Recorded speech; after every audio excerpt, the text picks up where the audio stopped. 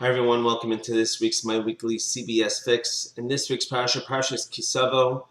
Hashem addresses the union that he has between himself and the Jewish people, and Hashem says, as of this day, you've kept all the commandments, and the verse says, Es Hashem hamarta hayom, and Hashem, you have elevated this day.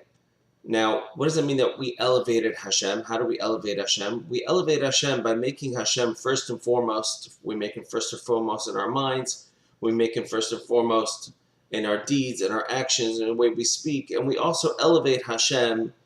We try to do what we call a Kiddush Hashem, a sanctification of Hashem's name in our actions that we do all throughout the day.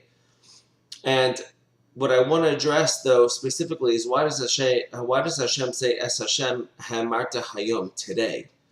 A couple of times in this small little chapter it says today, keeps mentioning the word today.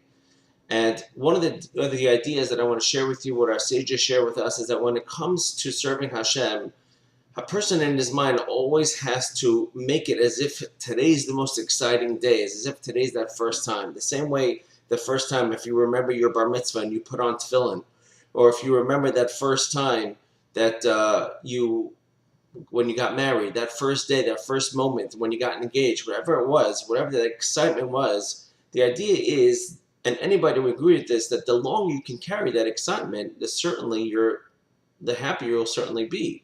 Whether it's your engagement, whether it's your marriage, if you can maintain and hold on to that excitement, your marriage will be amazing. If you can contain and maintain the excitement that you had of putting on tefillin as you did when you were bar mitzvah, then when you're 18 and 28 and 58, if you can still have that excitement, that joy that one has is certainly part of doing the mitzvah as well.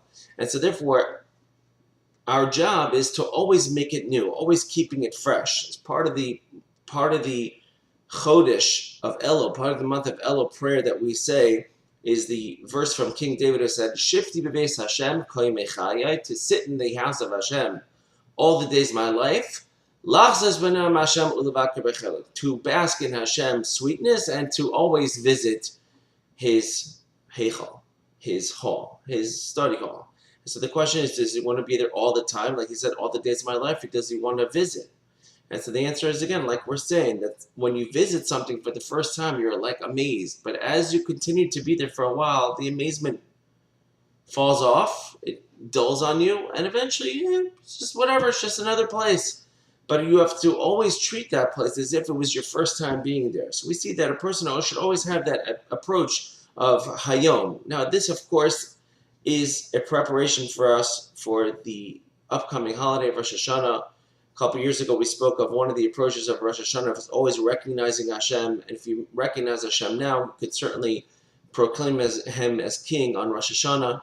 And this is another way, by always making Hashem new, by always making Hashem the first and foremost in your mind, and always bringing Hashem to the and always elevating Hashem, whether it's through things you see in nature, and whether it's things that you see in history, you're able to discern a certain pattern.